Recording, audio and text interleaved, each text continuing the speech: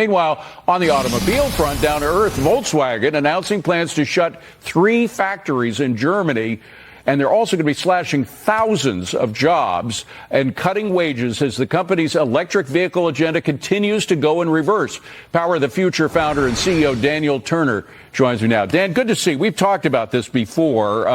Wall Street Journal had an editorial about what's happening with VW saying, and I'm quoting here, this is all happening because politicians are forcing the companies to sell cars that consumers don't want. Isn't that exactly what's happening here? Oh, absolutely. And it's a great warning for America of what's to come. Volkswagen has never closed a plant in its almost 90-year history. So this is monumental. And Germany is the largest economy in Europe. So this goes to show you what's happening on the entire continent. But we can expect the same. And quite frankly, we've already seen evidence of this. Ford has announced another loss this quarter of $1.2 billion, nearly $4 billion for the year.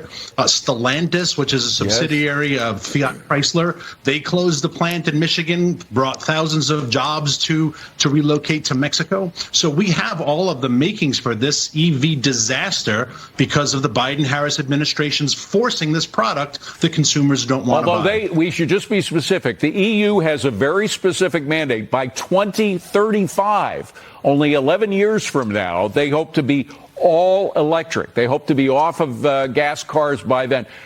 How in hell, if you know what consumers are doing over there are just updating their car, their old cars, their old gas cars, because they just don't want to go electric. They're not going to make that deadline, are they? No, they're not. And we have a similar mandate here in America. There's still the Biden-Harris executive order, which mandates that half of all cars by the year 2030 have to be electric. Half of all cars sold have to be electric. Now, if you're a car dealer, how do you mandate that? How do you get fined if I sell 4 combustion engines? I can't sell a 5th until I've sold 4 EVs, right? But this mandate is still on the books. I'm sure the Trump administration will rescind it. But if Kamala wins next week, there's no absolutely guaranteed that she will double down on this. Well, so wait a minute. You haven't heard about the new Kamala Harris, have you? She's changed her views 180 degrees on that. You don't buy it?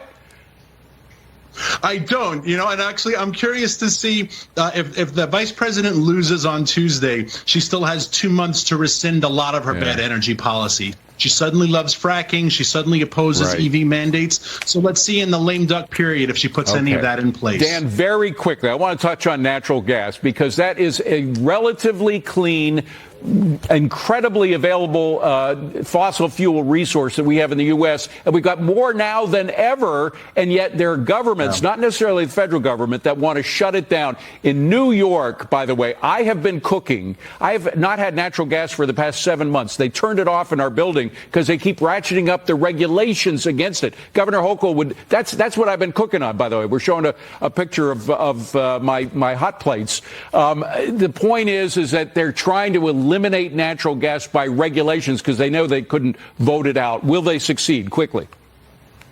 Absolutely. And they have the power to do that because these are all state and local issues. And the Northeast is very, very blue. You have to worry as well about the people in New England as we head into winter because their natural gas levels are critically low. And yet we have enough natural gas in Pennsylvania to power the entire world. So that's on the ballot this Tuesday. Natural gas is on the ballot. Great stuff, Dan. As always, I appreciate it. Thank you very much for being here.